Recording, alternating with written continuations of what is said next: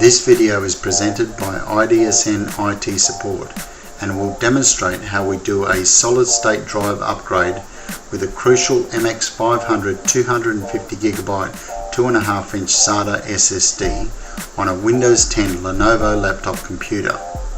The computer is clean and runs well, but its main storage medium is a traditional hard disk drive, as with most computers. This results in subprime performance, requiring the computer to perform only as fast as its slowest component, the mechanical hard drive. This is the case with most computers, including most you could buy in the shop today. The main reason is cost.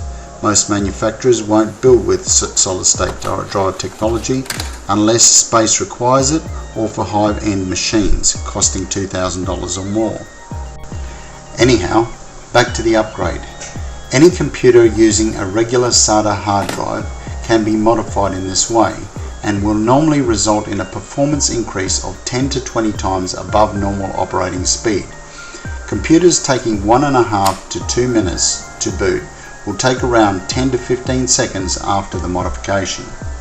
Firstly, we remove the mounting screws along with the keyboard, the optical drive and the back shell.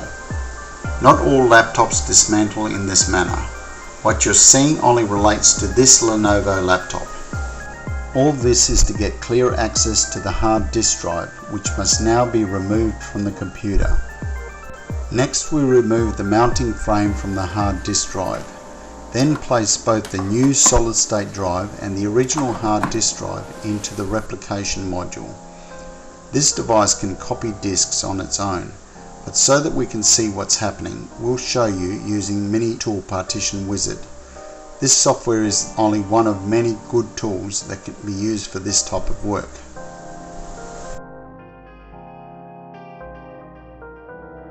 What we're doing is a bit image of the entire hard disk drive onto the solid-state drive. This is not a regular copy operation.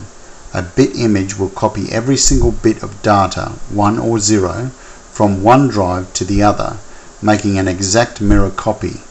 Mini Tool Partition Wizard has the added advantage of adjusting for solid-state drives and resizing the partition up or down to adjust for the new drive size. This is very useful to allow copying from larger drives to smaller drives, as we are doing here. Anyhow, this process can take some time depending on the amount of data on the drive, so we'll just skip to the end. Now that the imaging operation is done, we'll simply remove the solid-state drive from the replication module, refit the mounting frame and mount it back into the computer.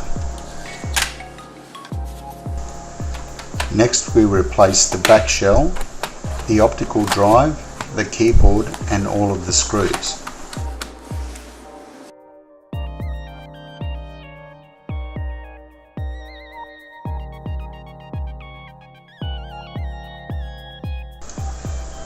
And finally, we boot the system and see how fast it is.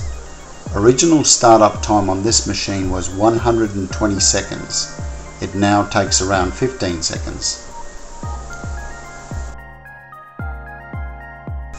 That's it, job done.